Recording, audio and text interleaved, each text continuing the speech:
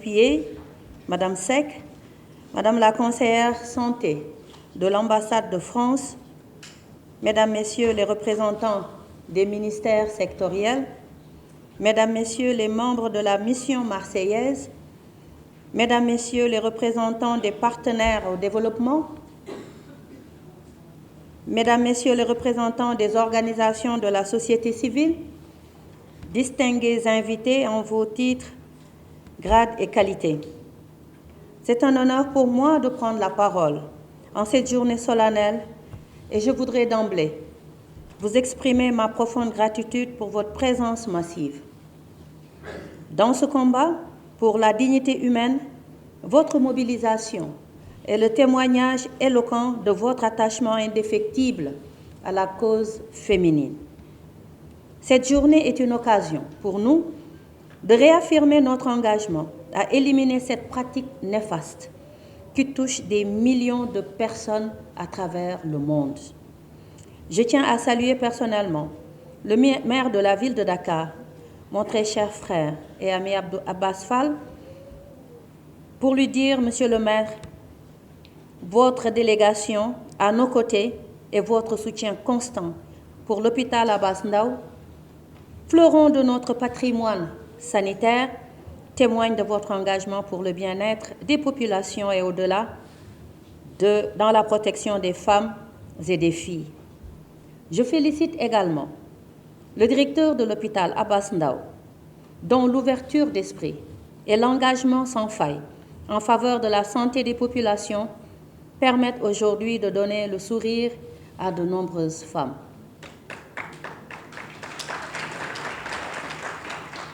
Mesdames, Messieurs, sous l'impulsion de son Excellence, Monsieur le Président de la République, Bassirou Diomaye Diakhar Faye, et de Monsieur le Premier ministre, Ousmane Sonko, le Sénégal s'est engagé dans un processus de transformation systémique profonde porté par l'agenda Sénégal 2050 avec l'ambition de bâtir une nation souveraine, juste et prospère.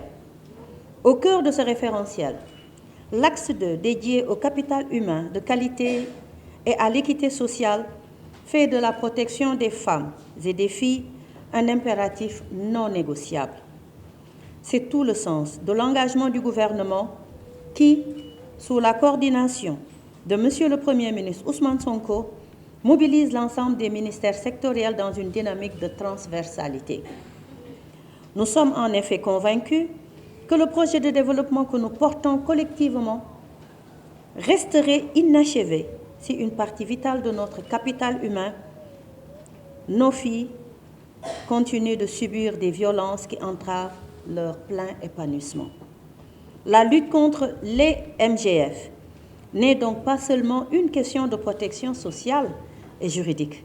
C'est une question indispensable à notre progrès national.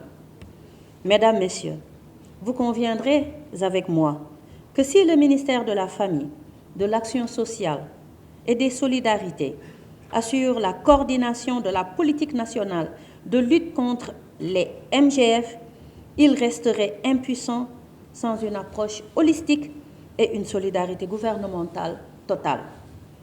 L'implication de chaque secteur est la condition sine qua non de notre réussite. Nous ne pouvons rien bâtir de durable sans le secteur de la santé pour la prise en charge clinique, ni sans l'enseignement supérieur pour éclairer nos décisions par la recherche scientifique.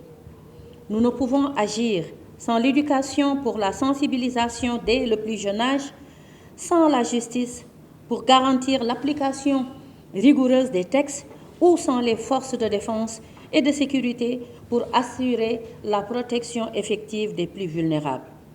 Cette chaîne de responsabilité s'étend nécessairement aux finances pour soutenir nos ambitions, à l'Assemblée nationale pour veiller à un dispositif légal toujours mieux adapté et enfin aux collectivités territoriales qui sont nos premiers acteurs de proximité. C'est grâce à elles que nous parvenons à pénétrer au cœur des communautés les plus lointaines pour porter le message de l'État jusqu'au dernier kilomètre. La réponse gouvernementale que nous portons sous la coordination du Premier ministre, M. Ousmane Sonko, ne peut être que collective. C'est dans cette unité d'action où chaque acteur joue pleinement sa partition que nous transformerons notre volonté politique en une réalité tangible pour chaque fille de ce pays.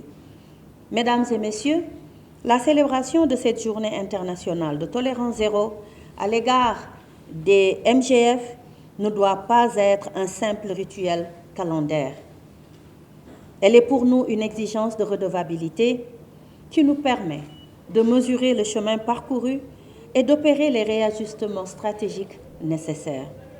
À cet égard, les enseignements de l'EDS S 2023 sont porteurs d'espoir. Ils confirment une dynamique de recul de la pratique et valident la pertinence de nos interventions. Nous devons magnifier nos modèles de réussite à l'image de la région de Tambacounda, véritable vitrine de notre action où la prévalence a chuté de manière spectaculaire, passant de 71,8% à 19,8% en un temps record.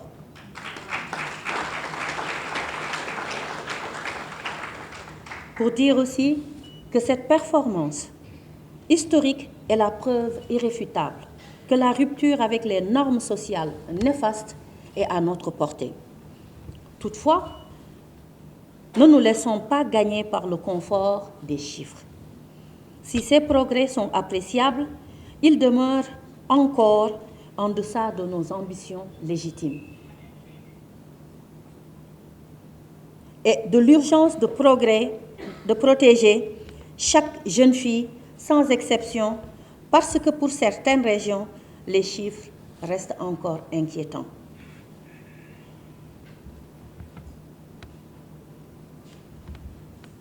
Mesdames, Messieurs, le Sénégal peut et doit faire mieux. Nous devons continuer à travailler ensemble pour sensibiliser les communautés, renforcer les lois et les politiques et soutenir les survivantes de MGF. C'est pourquoi nous avons voulu innover cette année en nous associant à l'organisation de ce colloque scientifique international sur la prévention et la réparation. L'intérêt de cette rencontre est de sortir du seul champ du plaidoyer pour investir celui de la réponse clinique. Au-delà de cette dimension, cette journée est également l'occasion de reconnaître et de magnifier le travail exceptionnel de tous les acteurs qui se sont investis corps et âme pour faire bouger les lignes.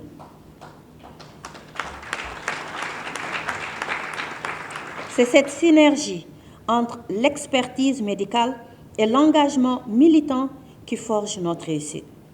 À l'hôpital Abass Ndao, nous lions la science et l'action sociale pour offrir aux survivantes non seulement une oreille attentive, mais aussi des solutions médicales concrètes et une prise en charge holistique. Cette approche par la réparation est le chaînon qui manquait pour restaurer pleinement la dignité de celles qui ont été blessées dans leur chair. Et c'est pourquoi j'ai décidé d'offrir des kits de réparation des mutilations génitales féminines pour les survivantes. Ces kits comprennent des soins médicaux et des services de soutien pour aider les femmes et les filles à se rétablir et retrouver enfin leur dignité. Je tiens à féliciter chaleureusement le Comité technique national, véritable cheville ouvrière de notre stratégie pour la qualité de sa coordination. À cet égard, je souhaite renouveler toute ma gratitude à nos partenaires historiques, l'UNFPA, ma sœur, l'UNICEF, Enabel, ONU Femmes, et The Girl Generation African Lead Movement, TGGERM, pour vous dire merci beaucoup. Votre engagement de la première heure, votre constance et votre rôle de précurseur ont tracé la voie. et constitue aujourd'hui encore le socle sur lequel reposent nos plus grandes avancées. C'est sur cette base solide que notre coalition continue de s'agrandir et de s'enrichir. Merci beaucoup. Enfin,